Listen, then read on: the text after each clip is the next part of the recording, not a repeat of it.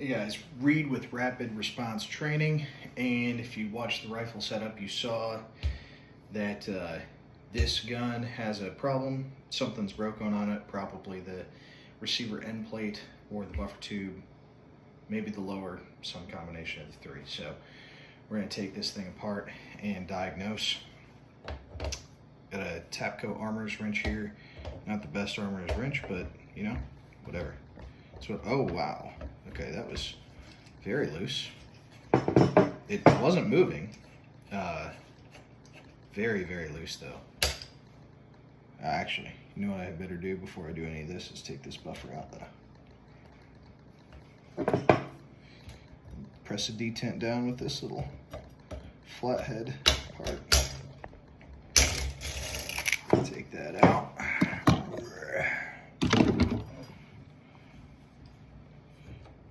And hold that down. We'll not let that go flying. I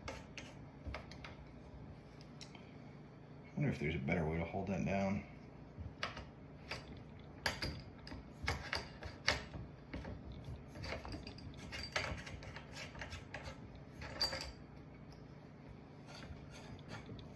Let's see.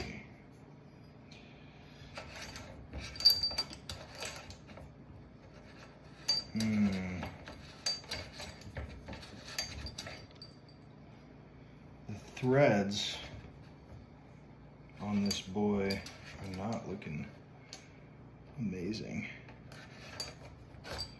So let's check this. Okay. All right, so diagnostic time.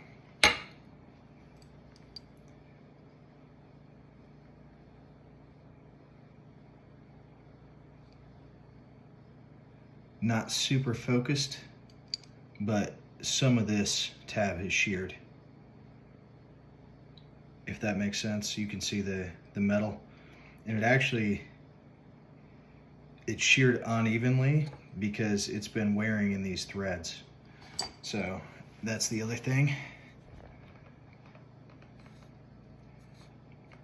I'm using the selfie camera, so this sucks, but what are you gonna do?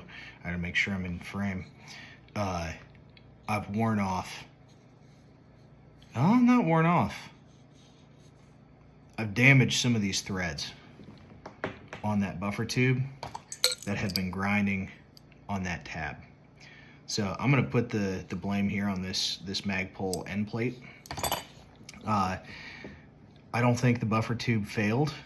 It has certainly worn, but it wouldn't have worn if it wasn't for that, for this doing that. So, and the castle nut was not moving and it was staked. It did come off super easy. I thought I was gonna have to put a lot more pressure on that. So, anyway, that's that. Nothing really there's no point in even doing a close-up on the lower. Nothing looks weird there at all, which is awesome because that would have been the worst case scenario. So, yeah, there's a little metal shaving in the threads, which has come off of here, almost certainly. Maybe it could have come off of there, but I mean, boy, that's easy to see, isn't it? This will not focus for whatever reason, but that one thread where that thing was just grinding on. So anyway, yeah, it's probably gonna get a new, well, it's definitely gonna get a new end cap, and it'll probably get a new buffer tube. And if I'm doing all that, I may as well throw a new castle nut on there too. So, mystery solved. I'm the world's greatest detective. So, yeah, that was the issue. Oh, and I forgot to mention in the rifle setup video, I'm pretty sure I forgot to mention that the gun is a mid-length gas system. So, which is, from what I understand, just better in general, but, you know, the other ones work too. The only one you typically want to stay away from is the pistol length gas. But yeah, so mystery solved. I'm using Tapco Armor's wrench, which is fine. If you're building guns all the time, you probably wouldn't want to use that. Now this, I will say, is absolutely worth having. So I've got a vise here. I can't pull it out right now. I'll show you the box. This is a Magpul bev block.